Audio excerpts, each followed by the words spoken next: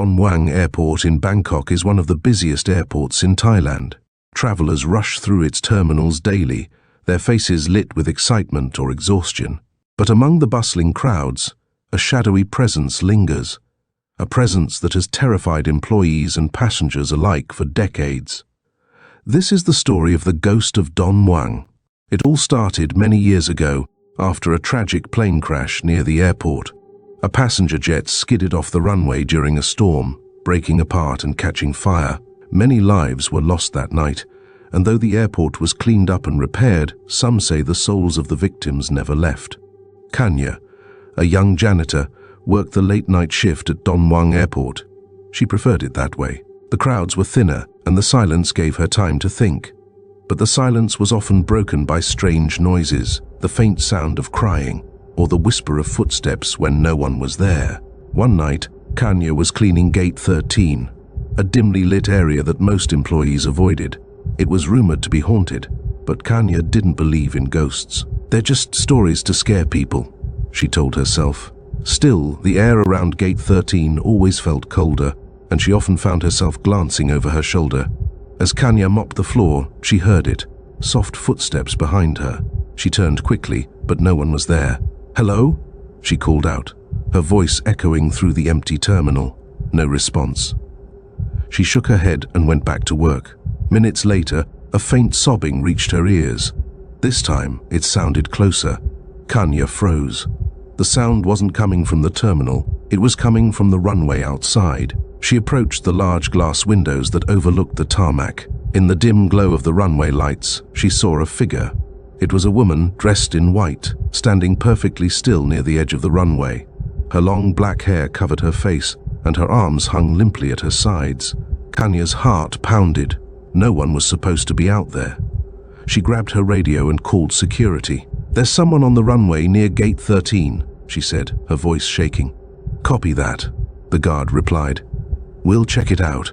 Moments later, 2 security guards arrived and headed toward the runway. Kanya watched from the window, her breath fogging up the glass. As the guards approached the woman, they stopped suddenly. One of them shouted, but Kanya couldn't hear what he said. Then, without warning, the woman disappeared. One moment she was there, and the next, she was gone. The guards returned, their faces pale. "We didn't see anyone," they told Kanya, though their trembling voices said otherwise. "You must be tired. Go home and rest." But Kanya knew what she had seen. In the days that followed, she avoided Gate 13 as much as she could. Yet the strange events continued. Luggage carts moved on their own. Lights flickered. And once, while cleaning a bathroom mirror, she saw a shadowy figure standing behind her. When she spun around, no one was there. One night, Kanya decided to confront her fear. She went to Gate 13 and stood by the windows. "Whoever you are," she whispered, "why are you here?" The air grew colder. The lights above her flickered, and a chill ran down her spine. Then, in the reflection of the window, she saw the woman in white. This time, the woman turned her head, and Kanya saw her face. It was pale, with hollow eyes and a twisted smile. Kanya screamed and ran. She quit her job the next day, refusing to return to the airport. Others who worked the night shift reported similar encounters, and Gate 13 earned a reputation as a cursed spot. Travelers passing through often feel an unexplained unease, as if someone is watching them. To this day, the ghost of Don Muang Airport remains a mystery. Was it the spirit of a crash victim or something else entirely? No one knows for sure. But one thing is certain, if you ever find yourself at Gate 13 late at night, don't look too closely at the windows. You might see her, and she might see you too. It was the year 2020 during the long lockdown. The world seemed to have paused, and silence wrapped everything like a heavy blanket. Near a small village, there was an old school, standing tall yet abandoned. The school had been closed for 7 months, and everything about it seemed frozen in time. The school's night guard had been recently replaced. The new guard, a man in his late 42nd, was assigned to watch over the building during the cold, quiet winter nights. The nights were long, and the silence outside only made his duty feel eerier. He had a small room near the school gate where he would spend most of his shift. The heater hummed softly in the background, and he would sometimes doze off during his watch. One night, as the clock struck midnight, the guard was startled awake by a faint sound. It came from inside the school building. He rubbed his eyes, thinking it might be his imagination. After all, who could be inside a locked and deserted school? But then, he heard it again. It sounded like footsteps echoing through the empty hallways. Curious and a little uneasy, he grabbed his flashlight and stepped out into the freezing night. The old iron gate creaked as he pushed it open, and he entered the dark school building. The flashlight beam danced across dusty desks and cobwebbed corners, but there was no one to be seen. The sound had stopped. Thinking it might have been a stray cat or a rodent, he turned to leave.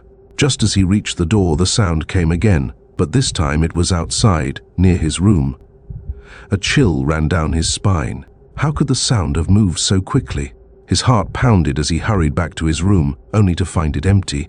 He searched around but saw nothing unusual. The silence returned, heavier than before. He sat on his chair, trying to calm himself, when he heard something else, the faint laughter of children. It was coming from the playground. Fear gripped him, but he forced himself to check. He walked to the playground, his flashlight trembling in his hand. In the dim beam he saw them, a group of children, running and playing under the pale moonlight. "Hey, what are you doing here?" he shouted. The children stopped and turned to look at him for a moment. Then, without a word, they ran back into the school building. The guard, confused and terrified, followed them. But when he entered the school, it was empty again. Not a single trace of the children could be found. His footsteps echoed in the stillness as he searched room after room, but the building seemed lifeless. Shaking with fear, he ran back to his room and locked the door. He sat in the corner, clutching his flashlight, waiting for the dawn. The night felt endless, each minute dragging by like an hour. He couldn't shake the image of the children's pale faces and the eerie silence that followed them. When morning finally came, he reported everything to the school management. They listened to his story with puzzled expressions and decided to check the CCTV footage. The guard watched anxiously as they played the recording from the previous night, but to his shock, there was nothing. No children, no movement, no sounds, just an empty playground and a quiet school. The management dismissed his story, saying it must have been his imagination or a dream. But the guard knew what he had seen and heard. He had felt the cold presence, the chilling laughter, and the unexplainable fear. The realization hit him like a wave. This school was haunted. From that day on, he never felt at ease during his night shifts. The school stood as it always had, silent and foreboding, holding its secrets within its walls. And every winter night, as the cold wind whispered through the trees, the guard couldn't help but wonder if the children would return. The thick, humid Texas air clung to me as I strolled through the Fort Worth Zoo. The sounds of exotic animals called out into the night, a comforting background to the city's distant hum. As a zoology student, I had come to the zoo for a research project. But something about the air felt different that evening, as though it carried a secret. The old zookeepers whispered about her, the woman in white. They said she wasn't evil, just sad, her spirit lingering in the place she loved. Some believed she was a former zookeeper, a young woman named Mary who had died tragically in an accident. Others thought she was a visitor, someone whose heart gave out on a sweltering summer day. Whoever she was, her story had become a part of the zoo's eerie folklore. At first, I didn't believe the stories. They sounded like tales told to scare new employees during long nights. But as I studied the zoo's history, the stories began to stick with me. I found old photographs from when the zoo was new, the images showing a small, close-knit group of workers. Among them, I spotted a young woman, Mary. I read that she had been injured by a startled animal and died from her wounds. People said her spirit remained at the spot where it happened. One evening, as I lingered near the lion enclosure, a strange chill ran down my spine despite the sticky heat. Out of the corner of my eye, I saw a figure dressed in white moving silently past the bars and into the trees. My heart raced. It's just someone locking up, I told myself. But deep down, I wasn't so sure. After that, I couldn't stop thinking about the woman in white. I started noticing strange things, a sudden drop in temperature, the faint smell of lilies, and an odd feeling that I was being watched. One night, as I observed the primates for my project, I felt like someone was standing right behind me. I spun around, but no one was there. Then I saw her. A faint ghostly figure moved through the shadows, disappearing into the trees. Fear gripped me, but curiosity won out. I decided to learn more about Mary.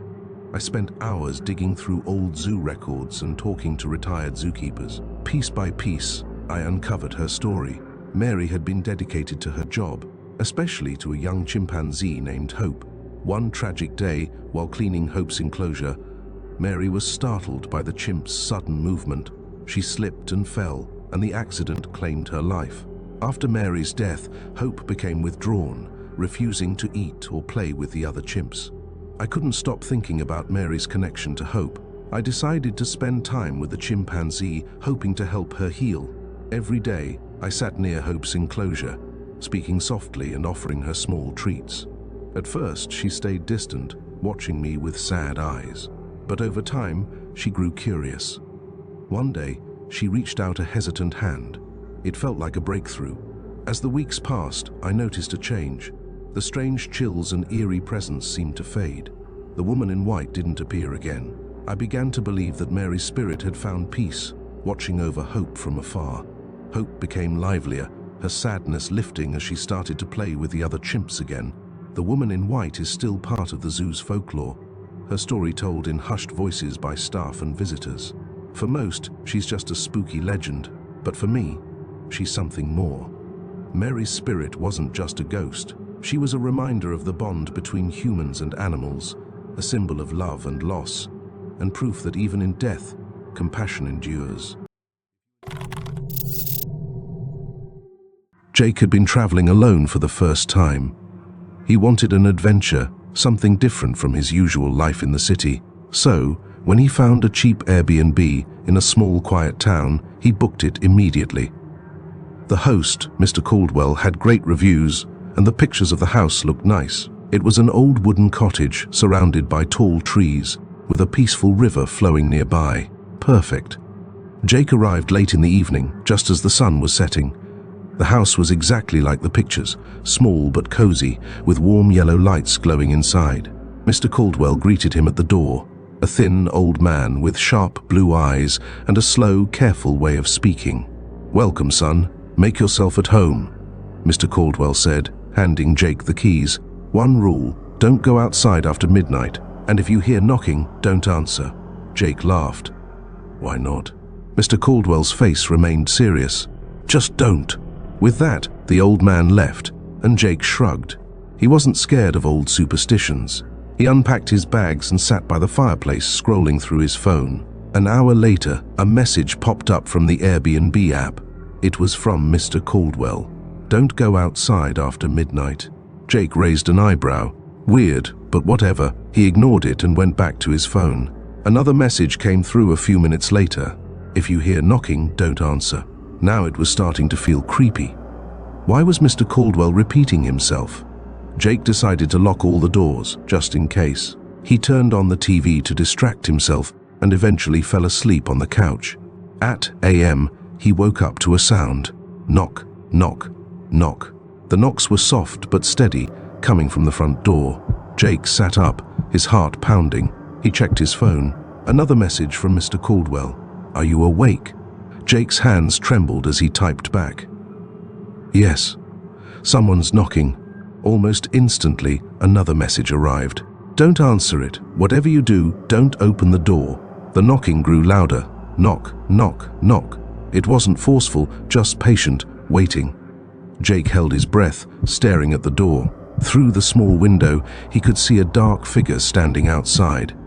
It didn't move, didn't speak, just stood there, knocking. Jake's phone buzzed again. "Are the lights on?" He swallowed hard and typed. "Yes. Turn them off, all of them. Now." Jake hesitated. Why? But he didn't have time to think. The knocking grew louder, faster. Bang, bang, bang. Panicked, he ran around the house, turning off every light. As soon as the last one went out, the knocking stopped. Silence. His heart pounded in his ears. Then, another message. Do you see it?" Jake peeked through the curtain. The figure was gone. He let out a shaky breath, relief flooding through him. But then he noticed something else, footprints in the dirt, leading to his window. Whoever had been knocking had also been watching him. His phone vibrated one last time. "Don't stay another night." Jake didn't need to be told twice. He grabbed his bags and ran to his car. As he drove away, he saw Mr. Caldwell standing on his porch, watching him go. Jake never found out who or what was knocking that night, and he never booked a cheap Airbnb in a small town again. In the year 2000s, a 19-year-old American girl named Emma lived with her mother in a busy city. They had a peaceful life, until one day, her mother began complaining of severe stomach pain. Emma tried giving her some medicines, but the pain only grew worse. Worried, Emma decided to take her to the hospital immediately. The nearest hospital was an ancient 400-year-old building that everyone in the city whispered about. They called it the Haunted Hospital. Despite its eerie reputation, it was known for having excellent doctors, so Emma had no choice but to bring her mother there. The doctors ran some tests and gave her mother medication, but her condition didn't improve. Her mother began vomiting uncontrollably. The doctors decided to admit her for 2 days and told Emma she could stay with her mother. That evening, as her mother's condition worsened, the doctors gave her sleeping pills to help her rest through the night. Once her mother was asleep, Emma finally allowed herself to relax. Exhausted, she lay down on a small cot beside her mother's bed and closed her eyes. At midnight, Emma was startled awake by a sharp knocking sound. It came from the corridor outside their room. She thought it might be a doctor doing their rounds. Rubbing her eyes, she called out, "Wait a minute," and walked to the door. When she opened it, there was no one there. The hallway was dark and empty, lit only by a flickering fluorescent light. Emma felt a shiver crawl down her spine. Quickly, she locked the door and returned to her cot. But no sooner had she laid down than the knocking began again. This time, it was louder and more urgent. Fear gripped her as she hesitated. She finally walked to the door and opened it again. Once more, no one was there. The hallway stretched out before her, silent and shadowy. Emma's heart pounded in her chest. Something was wrong. She decided to go downstairs to see if any doctors or staff were still around. The silence in the hospital was unsettling. The only sound was the faint creak of the old wooden floors beneath her feet. As she reached the lobby, she realized it was completely deserted. Not a single person was in sight. Suddenly, she heard a voice, low and whispery, calling her name. Emma. Emma. Her blood ran cold. She turned around, but no one was there. Panic set in, and she ran back to her mother's room.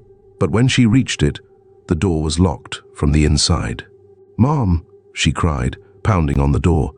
"Mom, open the door." She knew her mother had taken sleeping pills and wouldn't wake up easily. Tears streamed down her face as she continued shouting. Then, she heard the sound of the toilet flushing inside the room. A moment later, the door creaked open. Her mother stood there, looking groggy. "Emma, why are you crying?" her mother asked. "Did you go to get something to eat?" Emma froze. "What?" she stammered. "I didn't go anywhere. You've been asleep this whole time." Her mother frowned. "You just told me you were going to the canteen to get food," she said. Emma's hands trembled. She hadn't said that. Something was messing with her. But she forced a smile and said the canteen was closed. She decided not to tell her mother the truth. Her mother was already weak and needed rest. Emma locked the door again and climbed back onto the cot, her body tense with fear. She stayed awake the rest of the night, staring at the shadows on the walls, waiting for morning to come. By dawn, Emma was ready to leave. She begged the doctors to discharge her mother early. As they left the hospital, Emma swore to herself that she would never return. No one ever found out what haunted that hospital or what Emma experienced that night. But Emma knew one thing for sure: something unnatural lived within those walls, something that liked to play with fear. Ethan had always wanted to visit New Orleans. He loved the history, the music, and the food. When he found a beautiful old house to rent for the week, he thought he had found the perfect place to stay. The house was large, with tall windows and antique furniture. The host told him it was over 100 years old. That made Ethan even more excited. The first night in the house was quiet. Ethan walked around, admiring the paintings on the walls and the fancy chandeliers. Everything looked perfect, except for the bathroom mirror. Something about it made him feel uneasy. Every time he looked at it, he thought he saw a shadow moving behind him, but when he turned around, nothing was there. He told himself it was just his imagination. The next night, things got stranger. As Ethan brushed his teeth, he noticed the shadow again. This time, it was clearer. It looked like a person standing just behind him. His heart pounded. He spun around quickly, but the room was empty. He laughed nervously. "Maybe I'm just tired," he whispered. He went to bed, but his sleep was restless. In the middle of the night, he woke up suddenly. His chest felt heavy, like something was pressing down on him. He tried to move, but his arms and legs wouldn't work. Panic filled his mind. He could barely breathe. It felt like invisible hands were holding him down. Then, in the dim light, he saw it, the shadow from the mirror. But now, it was standing at the foot of his bed. Ethan wanted to scream, but no sound came out. The figure leaned closer. It had no face, just darkness where its eyes and mouth should be. It whispered something, but Ethan couldn't understand the words. The pressure on his chest grew stronger. Then, just as suddenly as it started, the weight lifted. Ethan gasped and sat up, breathing hard. The figure was gone. He turned on every light in the room, his hands shaking. He didn't sleep for the rest of the night. The next morning, Ethan decided to talk to the host. He described what had happened. The host's face turned pale. She hesitated before speaking. "I didn't want to scare you," she said, "but there's something you should know. This house, it was built on top of an old cemetery." Ethan felt his stomach drop. The host continued, "People say some of the spirits never left." That night, Ethan covered the mirror with a towel. He didn't want to see the shadow again, but it didn't matter. When he lay down, he felt the same heavy pressure on his chest. He squeezed his eyes shut, trying to make it go away. A cold breath touched his ear. A voice whispered, "Get out." Ethan didn't wait for morning.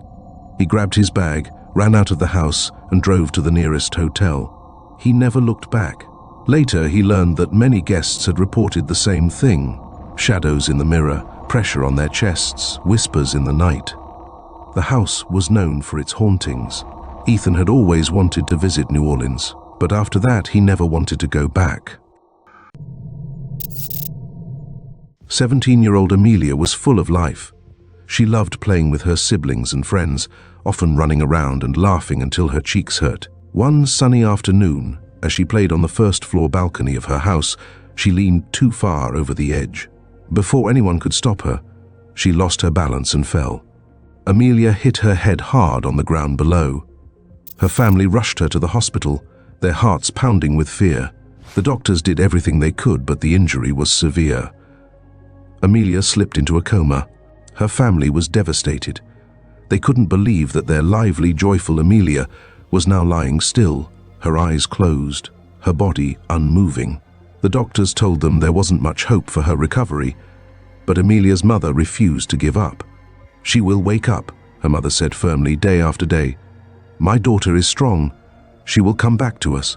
For 20 years, Amelia's mother took care of her. She sat by her bedside, holding her hand, talking to her as if she could hear every word. She brushed Amelia's hair, massaged her limbs, and whispered stories about the family. Even as the years went by, and her other children grew older, got married, and started families of their own, Amelia's mother stayed by her side. Then, one quiet morning, everything changed. Amelia opened her eyes. She stared at the ceiling, blinking against the light. It felt like just another morning to her. She didn't know where she was or what had happened. She tried to move, but her muscles were weak. When she swung her legs over the edge of the bed and tried to stand, she collapsed to the floor. But Amelia was determined. She pushed herself up again and took a shaky step. Slowly, she made her way out of the room, holding onto the walls for support. When she reached the living room, she saw several people sitting together, men and women she didn't recognize. They all turned to look at her, their faces filled with shock and disbelief. "Who are you?" Amelia asked, her voice trembling. "Are you neighbors? Relatives?" One of the men stood up, tears streaming down his face. "Amelia," he said softly, "we are your siblings. I'm your brother, Jacob. These are your sisters and brothers. You've woken up after 20 years. 20 years? Amelia repeated, her eyes widening. She couldn't believe it. To her, it had felt like she had just taken a long nap. Jacob guided her to the couch and sat beside her. "There's something I need to tell you," he said, his voice heavy with emotion. "Please try to stay calm." Amelia's heart raced. "What is it?" "It's about Mom," Jacob began. She passed away a week ago." The words hit Amelia like a wave. Tears filled her eyes as she shook her head. No, that can't be true. Where is she? I need to see her." Jacob took her hands in his. "Amelia, Mom believed in you. The doctors gave up, but she never did. She cared for you every single day for 20 years. She was so sure you would wake up, but she's not here to see it. She would have been so happy." Amelia's tears fell freely now. She cried for the mother who had loved her so much, for the time she had lost, and for the reunion that would never happen.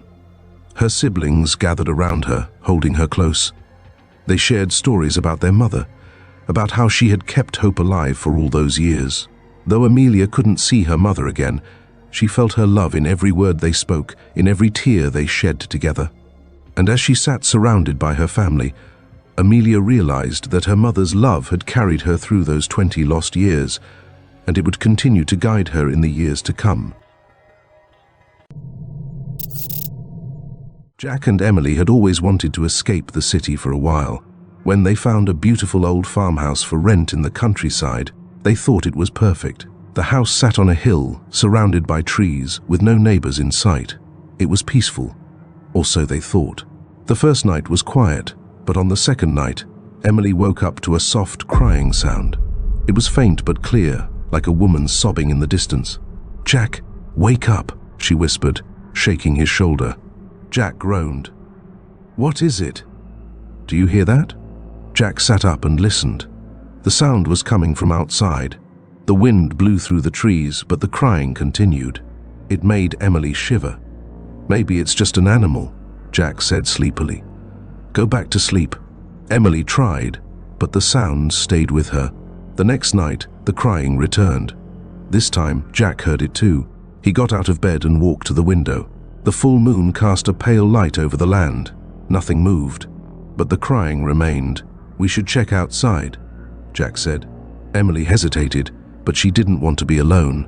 Together, they grabbed a flashlight and stepped onto the porch. The air was cold and the sound seemed to float around them. They followed it, walking around the house, but there was no one there. Finally, the sound faded away. Confused, they went back inside. The third night was the worst.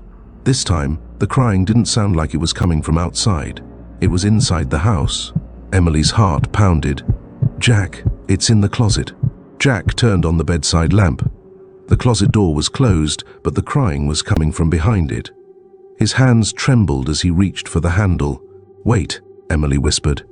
"Maybe we shouldn't." Jack pulled the door open. The closet was empty. The only thing inside was an old wooden rocking chair. It was slightly tilted forward, as if someone had just been sitting in it. But there was no one there. Jack stepped back. "I swear I heard something." Emily nodded.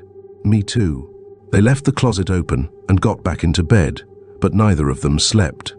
By morning, they were both exhausted.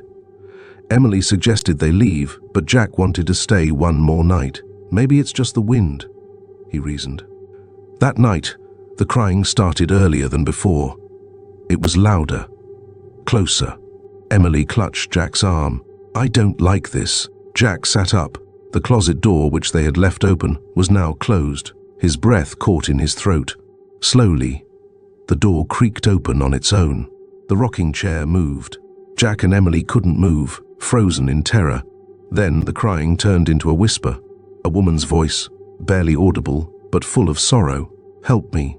Jack grabbed Emily's hand. "We're leaving, now." They grabbed their bags without packing and ran to the car.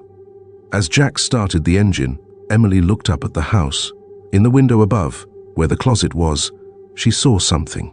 A woman, pale, with hollow eyes, staring at them. Emily screamed and Jack hit the gas. The car sped down the dark road, away from the farmhouse. They never looked back. The next day, they called the owner to return the keys. "Why are you leaving so soon?" the owner asked. Jack hesitated before saying, "We heard something." There was silence on the other end. Then the owner sighed. "You heard her, didn't you?" Emily's blood ran cold. "Who?" "The crying woman," the owner said. "She lived there long ago, lost her child, never left." Jack hung up without another word. They never spoke of the house again, and they never stayed in the countryside again. Ben and Lisa had always dreamed of visiting Mexico City. When they found a beautiful colonial house on Airbnb, they couldn't believe their luck. The house was old but well restored, with tall wooden doors, colorful tiles, and a courtyard full of bright flowers. It seemed like the perfect place to stay. The first night was quiet. They were tired from their flight, so they went to bed early. But in the middle of the night, Lisa woke up. She heard something, soft crying, like a child sobbing. She shook Ben awake. "Do you hear that?" she whispered. Ben listened for a moment, then shook his head. "It's probably a neighbor's kid," he mumbled, turning over and falling back asleep. Lisa wasn't so sure. The sound seemed to be coming from inside the house. She got up and walked through the dark hallway. The crying stopped. She checked the doors and windows. Everything was locked. Feeling uneasy, she went back to bed. The next night, the crying came again. This time, Ben heard it too. It was faint but clear, like a young child weeping. They got up and searched the house. The sound echoed through the halls, but no matter where they looked, they found nothing. "This is weird," Ben admitted. "Maybe we should ask the host tomorrow." The third night was the worst. The crying started earlier, just after midnight. Lisa clutched Ben's arm. "It sounds closer," she whispered. Then a voice whispered in the darkness, "Ayúdame." Lisa gasped. The voice was right next to their bed. Ben grabbed his phone and turned on the flashlight. The room was empty, but the air felt thick, heavy, and cold.